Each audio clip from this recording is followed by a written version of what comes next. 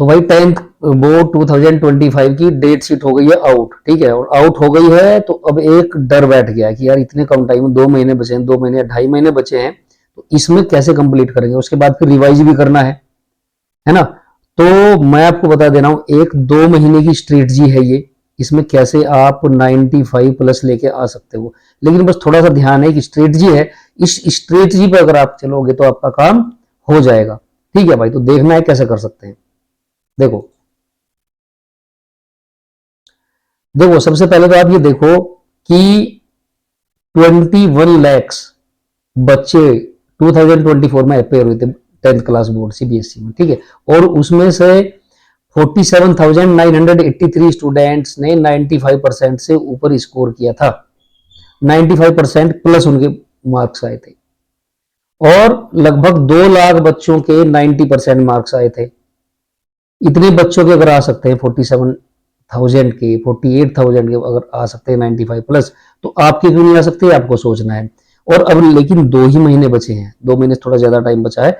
इन 2 महीनों में आपको क्या करना है जो आपके भी 95 प्लस आ जाए। तो भैया सबसे पहले तो डरना नहीं है, ये पॉसिबल है और हो जाएगा। कैसे होगा, एक स्ट्रेटजी है बहुत बढ़िया, मैं आपको बता दे रहा हूं कैसे रिवाइज करना है और कैसे आपको पढ़ना है। मुझे अच्छी तरह पता है कि अभी भी 90% स्टूडेंट उनके 40% से 70% तक कोर्स पूरा हो गया है। मतलब 90% जो ओवरऑल हैं बच्चे, उनमें से जो 40% से 70% तक कोर्स ही पूरा है। कुछ बच्चे इससे बाहर नहीं है, मतलब ऐसा भी नहीं है कि 70% से ऊपर है, किसी का कोर्स पूरा नहीं हुआ। और 40% भी लगभग सभी ने कर लिया, इसी के बीच है 40 to 70% के बीच, ठीक है। तो अब आपको अगर 95% लेके आने हैं तो आपका कम से कम 85% कोर्स कंप्लीशन सबसे पहले होना चाहिए, ठीक है भाई। सिलेबस कंप्लीट होना चाहिए, उसके साथ साथ आपको रिवाइज भी करना है, ठीक है। तो अब आपको एक स्ट्रेटजी बनानी पड़ेगी भैया। डेट शीट, सबसे पहले डेट शीट की बात करें तो सबसे पहले हमको, जिसने डेट शीट बनाई है इस बार आपको 10th क्लास का जो डेट शीट आई है वो बहुत ही बढ़िया, उसको थैंक्स बोलना चाहिए सभी को, इतनी अच्छी है। 15 फरवरी को आपका इंग्लिश का पेपर है, ठीक है भाई। इंग्लिश की तैयारी आप पहले से कर लोगे, रिवाइज कर लोगे। और उसके बाद साइंस का पेपर है आपका, और साइंस में आपके आते हैं फिजिक्स, केमिस्ट्री और बायो। और आपको कितने दिन मिल जा रहे हैं भैया, 16, 17, 18, 19, 4 दिन तो कंप्लीट मिल जा रहे हैं। और आधा दिन 15 का भी है, वो भी आप लगा लो। तो इन 4 दिन में आप तीनों कर सकते हो, फिजिक्स, केमिस्ट्री और बायो तीनों। एक चीज ध्यान रखनी है, कभी भी ऐसा नहीं करना है कि एक दिन भैया आज पूरा फिजिक्स कर ले रहा हूं मैं, ऐसा नहीं करना है। एक दिन केमिस्ट्री करना, ऐसा भी नहीं करना है। आप फिजिक्स, केमिस्ट्री और बायो तीनों को डेली करना है आपको। रिवीजन जो आपको करना है वो डेली करना है इस छुट्टी के टाइम पे, जो 4 दिन की छुट्टी आपको मिल रही है। इससे क्या होगा आपका, जब भी आप ज्यादा चीज लेके बैठते हो, एक तो आप बोर नहीं होंगे, और दूसरा 2 दिन बाद ही आपको ये पता लग जाएगा कि यार खींच गया, बस हो गया। क्योंकि क्वांटिटी में आपका ज्यादा कवर होता है अगर आप ज्यादा सब्जेक्ट्स लेके बैठते हैं, ठीक है। तो ये आपका कंप्लीट हो जाएगा, रिवीजन बहुत अच्छा रिवीजन हो सकता है आपका, फिजिक्स का भी, केमिस्ट्री का भी और बायो का भी, सारा का सारा हो सकता है। न्यूमेरिकल्स भी हो सकते हैं आपके, एमसीक्यूज भी हो जाएंगे, आपकी डेफिनेशंस हैं जो वो भी हो जाएंगे। इसके बाद आपका 25 फरवरी को है आपका सोशल साइंस का, एसएसटी का है। और आपको कितने दिन मिल जा रहे हैं भैया, 21, 22, 23, 24, इसमें 4 दिन कंप्लीटली आपको मिल जा रहे हैं। और 20 का भी थोड़ा सा दिन है, आधा दिन है, तो इसमें भी आपके पूरे हो जाएंगे। इसमें भी आपके अगर देखा जाए तो हिस्ट्री भी है, और आपका ज्योग्राफी है, सिविक्स है और इकोनॉमिक्स है।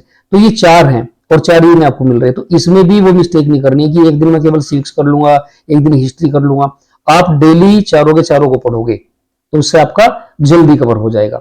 और जिस बुक से आपसे पढ़ना है वहीं से पढ़ना है, जो आपने पहले से लर्न कर रखा है उसी को रिवाइज करना है। इधर उधर से सैंपल पेपर या कहीं और चीज के चक्कर में नहीं पढ़ना है भाई, तो आपका ये कंप्लीट हो जाएगा। उसके बाद आपका 26, 27 2 दिन है, और हिंदी के लिए ये काफी है। अगर आपने पहले से बढ़िया प्रिपरेशन कर रखी है तो हिंदी के रिवीजन के लिए बहुत बढ़िया है ये। 26 और 27 और आधा दिन 25 का भी, ये 2.5 दिन आपको मिल जा रहे हैं हिंदी के रिवीजन के लिए।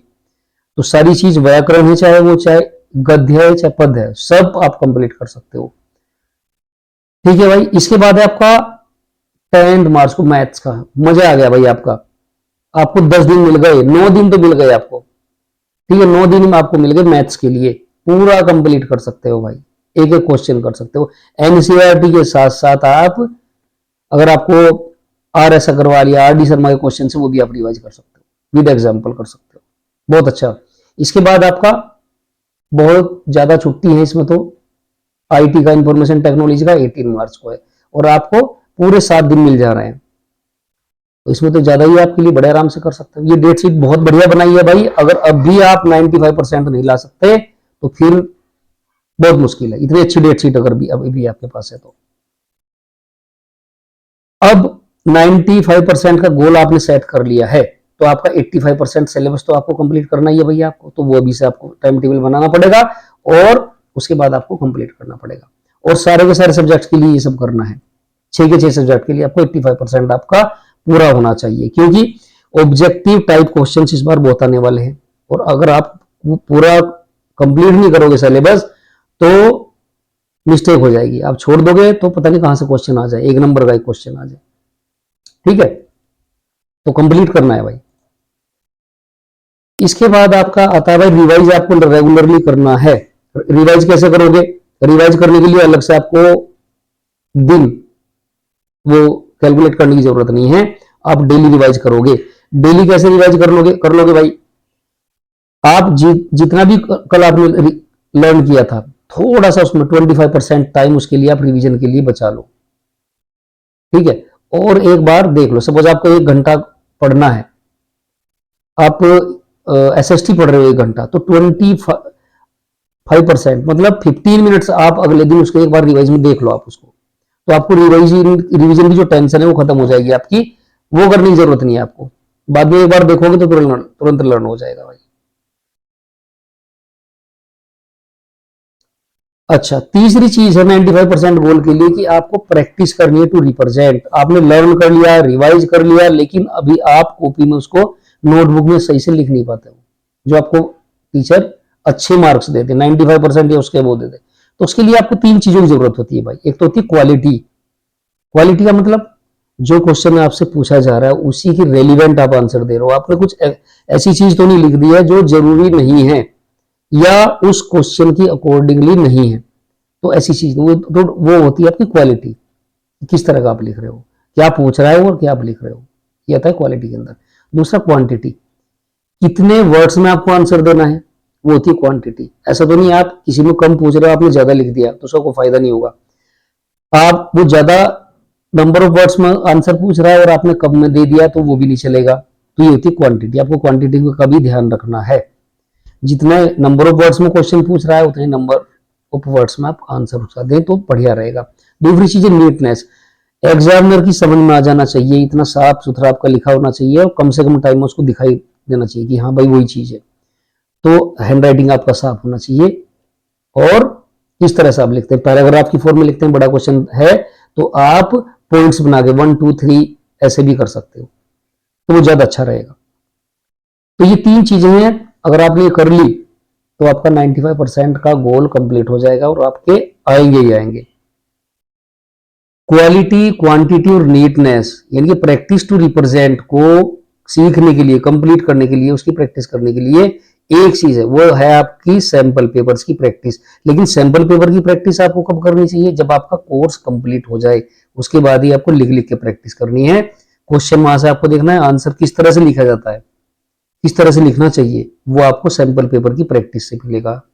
ठीक है भाई, तो सैंपल पेपर आप ले लें, लेकिन कोर्स कंप्लीट पहले करें, ऐसा नहीं सैंपल पेपर अभी लेके बैठ जाओ, तो ये बहुत जरूरी है। तो ये चीज आपकी कंप्लीट हो जाएगी फिर practice to represent sample paper से। कोई सा भी मार्केट में जो भी अवेलेबल है उनमें से कोई भी अच्छी सैंपल पेपर आप ले सकते हो और उनकी प्रैक्टिस कर सकते हो, और लिख लिख के आपको क्वेश्चन वहां देखेंगे, उसके बाद आंसर कैसे लिखना है वो आपको देखना है और फिर लिखना है। ठीक है, अब बहुत इंपॉर्टेंट चीज है भैया, ओ क्लॉक टाइम टेबल। आपको टाइम टेबल बना रहे हो तो ओ क्लॉक टाइम टेबल आपको नहीं बनाना है। टाइम टेबल 2 टाइप्स के होते हैं, एक तो होता है आवरली, आवर्स का टाइम टेबल बनाता है कि भैया मुझे इस घंटे में 1 घंटे के लिए एसएसटी पढ़नी है या साइंस पढ़ना है। एक होता है ओ क्लॉक टाइम, ओ क्लॉक में आप लिखते हैं कि यार मुझे 3 बजे से 4 बजे तक साइंस पढ़ना है, तो ये वाला मत बनाना आपको, ये नहीं बनाना है भाई। ओ क्लॉक का 1 दिन 2 दिन 3 दिन ऐसे चलेगा, उसके बाद आपका नहीं चल पाएगा ये, तो इसको नहीं बनाना है आपको। केवल घंटे देख लो कि भाई मुझे इतने 1 घंटा पढ़ रहा है, 1 घंटा मैथ फिजिक्स पढ़ना है, साइंस पढ़ना है या इंग्लिश पढ़ना है, इस तरह का टाइम टेबल आप बनाओ। 1 घंटा आप इंग्लिश के लिए ले लो, काफी है। 1 घंटा साइंस के लिए ले लो, बहुत है भाई। साइंस में आपको जिस दिन आप फिजिक्स पढ़ लो उस दिन फिजिक्स पढ़ लो, 2 दिन फिजिक्स पढ़ लो, फिर 2 दिन केमिस्ट्री पढ़ लो, 2 दिन ये बायो पढ़ लो, ठीक है। तो इस तरह से आप 1 घंटा काफी है, उसके लिए पर्याप्त है। लेकिन उठना नहीं है भाई इसमें। 1 घंटा सोशल साइंस के लिए है, ये 1.25 घंटा भी इसको आप दे सकते हैं। 1 घंटा हिंदी के लिए काफी है भाई। मैथ्स के लिए आप 1.5 घंटा दे सकते हो। आईटी के लिए आप 45 मिनट्स भी काफी है, या 1 घंटा दे सकते हो। तो ये आपका 6 या 6.5 घंटे का आपका टाइम टेबल बन जाएगा। तो आवरली बेस्ड आपका टाइम टेबल होना चाहिए, न कि टाइम बेस्ड होना चाहिए, ओ क्लॉक बेस्ड नहीं होना चाहिए, ठीक है। अब देखो भैया, ये देखो भाई बहुत काम की चीज आपकी आ गई है, बहुत ही फेमिलियर चीज है आपके लिए, डेली आप लोग देखते होंगे। ये आपका फेसबुक, इंस्टाग्राम, यूट्यूब, ये सब सारी चीजें हैं। इन सब चीजों से आपको 2 महीने के लिए दूर रहना है। सोशल मीडिया से बिल्कुल दूर रहना है भाई। मोबाइल को मैं नहीं बोलूंगा कि आप दूर रहो, क्योंकि मोबाइल में आपकी काम की चीजें भी हैं, वो आप देख सकते हो, लेकिन सोशल मीडिया का यूज आपको नहीं करना है, बिल्कुल नहीं करना है इनका। 2 महीने के लिए छुट्टी ले लो इनसे, ठीक है भाई। Take care of your health, थोड़ा सा हेल्थ पे ध्यान रखना है। अगर हेल्थ खराब होगी, आजकल ठंड हो रही है, तो ठंड से बच के रहना है, और खाना पीना अच्छा रखना है, अपना नींद अच्छी लो, तो हेल्थ का भी ध्यान रखना है भाई, तभी आप ये सब कर पाओगे। Use your own book to learn and revise, ये बहुत इंपॉर्टेंट है भाई। ये बोल रहा है कि अगर आपने कोई डेफिनेशन किसी एक बुक से करी है, एनसीईआरटी से करी है, तो आप रिवाइज भी वहीं से करो। एनसीईआरटी से अगर आपने कोई करी है डेफिनेशन, तो आप वहीं से रिवाइज करोगे। लखमीर सिंह से आपने कोई चीज पढ़ रखी, कोई डेफिनेशन करी है, तो वहीं से आप करो रिवाइज भी। ऐसा नहीं आपको कोई सैंपल पेपर मिल गया तो आपने वहां से रिवाइज कर लिया, या किसी फ्रेंड ने बता दिया कि भैया ये सैंपल पेपर यहाँ से अच्छा है तो उससे कर लिया। आपने डेफिनेशन अगर यहाँ से करी है तो आप यहीं से करो, लखमीर से ही। आपने एनसीईआरटी से किया तो एनसीईआरटी से ही करो, तो ध्यान रहेगा आपका, लर्न रहेगा, मतलब भूलोगी नहीं आप। और ये क्या इंपॉर्टेंट टिप्स और ट्रिक्स के आप स्टिकर भी बना सकते हो, या फॉर्मूला हैं कुछ उसके, वो भी कर सकते हो। जैसे मैथ के कुछ इंपॉर्टेंट फॉर्मूलाज हैं, वो आप लिख सकते हो। हिंदी के शब्दार्थ हैं, भावार्थ है, शब्दार्थ आप नोट करके कहीं लिख सकते हो। Chemistry compound names and reactions, important compounds names and उनके जो फॉर्मूलाज हैं वो आप देख सकते हो, लिख सकते हो उसको कहीं पर, ताकि आपके ध्यान रहे। इंपॉर्टेंट रिएक्शंस है वो आप लिख सकते हो। फिजिक्स न्यूमेरिकल टिप्स, किस तरह के न्यूमेरिकल करने के लिए कौन कौन सी टिप्स मुझे देखनी है, कौन से फॉर्मूलाज हैं, वो आपको पता होना चाहिए, वो आप नोट कर सकते हो। एसएसटी के नोट्स आप बना लो। एसएसटी में क्या चाहिएगा आपको, मैप्स, मैप्स विशेष ध्यान दें आप। इंपॉर्टेंट टर्म्स जो होते हैं वो आपको डेफिनेशन देख लीजिएगा। ऐसे ही इंग्लिश में आपको हर एक चैप्टर की समरी का पता होना चाहिए। अगर आप इंग्लिश में जितने भी चैप्टर, चाहे वो पोएम है चाहे सिंपल आपका चैप्टर है, तो उसकी समरी आपको पता होना चाहिए, ताकि आपका कोई भी क्वेश्चन आ जाए तो आप उसका आंसर दे पाओ। तो समरी आपको आप लिख लिख के लर्न करो हर एक चैप्टर की, ठीक है भाई।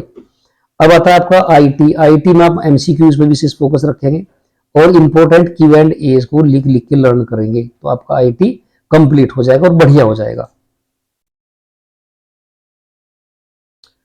अब कभी कभी ऐसा भी टाइम आएगा कि आपका मन नहीं लग रहा है भाई, पढ़ाई में मन नहीं लग रहा है, तो क्या करोगे उसके लिए, स्टैंड अप एंड वॉक, खड़े हो जाओ और थोड़ा सा वॉक करो इधर उधर, घर के इधर उधर ही, घर में ही वॉक करो थोड़ा सा।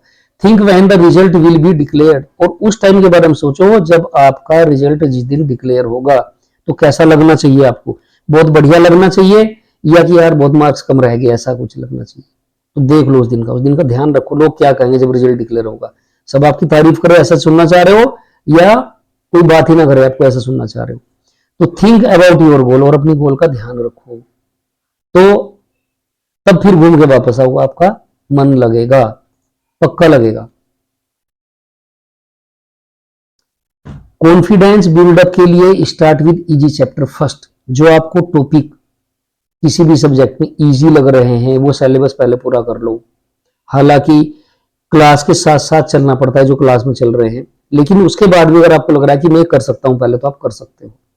ठीक है, आपका कॉन्फिडेंस बनाने के लिए बहुत जरूरी है ये, तो आपको कॉन्फिडेंस आ जाएगा और आप और ज्यादा पढ़ोगे। ठीक है, आपको लग रहा है पहले एसिड बेस साल्ट पढ़ना चाहिए केमिस्ट्री, तो आप वो पहले पढ़ लो। फिजिक्स में लग रहा है रिफ्लेक्शन या रिफ्रैक्शन पहले कंप्लीट करना है, मुझे अच्छा लगता है, आप उसको कंप्लीट कर लो, आपका कॉन्फिडेंस आएगा। कार्बन एंड इट्स कंपाउंड्स लग रहा है किसी बच्चे को यार मुझे तो पहले ये करना है कंप्लीट, मुझे अच्छा लगता है चैप्टर, मुझे पसंद है, तो आप पहले उसको कंप्लीट कर लो, बहुत बड़ा चैप्टर है। नेक्स्ट डे रिवीजन, रिवीजन के लिए अलग से टाइम देने की जरूरत नहीं है, जैसे मैंने अभी पहले आपको बताया था। रिवीजन के लिए अगर आप 1 घंटा टाइम देते हो स्टडी के लिए उस सब्जेक्ट की, अगले दिन उसका रिवीजन 15 मिनट जरूर कर लो, जल्दी जल्दी, तो परिणाम 15 मिनट में आपका रिवीजन हो जाएगा। और फिर आपको बार बार आपको लगेगा कि यार मेरे तो हमें ध्यान है अगर आप रिवीजन करते हो। और वीक में संडे के दिन पूरा एक बार देख लो रिवीजन, तो आपको फिर बाद में रिवीजन का बहुत सवार नहीं रहेगा, उसका डर नहीं रहेगा उसका कि यार मुझे रिवीजन करना है, हमेशा आपके ध्यान रहेगा वो। तो बीच बीच में ऐसे रिवीजन करो, 15 मिनट अगले दिन रिवीजन करो, और वीक में एक बार जितना भी वीक का पढ़ा हुआ था वो रिवाइज मार लो, तो आपका बहुत बढ़िया हो जाएगा। फिर एग्जाम में रिवीजन की इतनी चिंता नहीं रहेगी, बहुत जल्दी से हो जाएगा, एक बार देखोगे हो जाएगा भाई।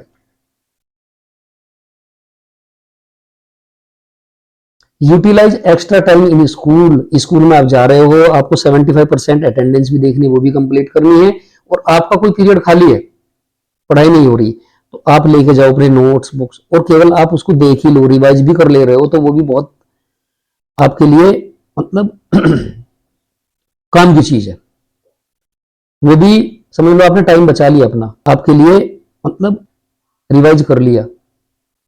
ठीक है, तो एक्स्ट्रा टाइम आपको वेस्ट नहीं करना है, उसका यूटिलाइज करना है। अवॉइड मैरिज एंड फंक्शंस, भाई 2 महीने के लिए भी कोई भी मैरिज का टाइम चल रहा है, किसी भी फ्रेंड्स की है, किसी रिलेटिव्स की, आप भूल जाओ, मना कर दो, बहाना बना लो, मम्मी पापा को बोल दो कि मैं नहीं जा सकता, कोई भी फंक्शन है आप छोड़ दो, बिल्कुल नहीं जाना है भाई। ठीक है भाई, अगर ये आपको वीडियो पसंद आया हो तो आप इसको शेयर कर सकते हैं। अभी नेक्स्ट वीडियो मैं हर एक सब्जेक्ट के लिए बनाने वाला हूं, बिल्कुल डिटेल्स में बनाने वाला हूं कि प्रिपरेशन कैसे करनी है, और ये 95% का जो आपका टारगेट है कैसे अचीव हो सकता है वो डिटेल्स में होगा। तो तब तक आप इसको शेयर करें, सब्सक्राइब करें। Thank you very much.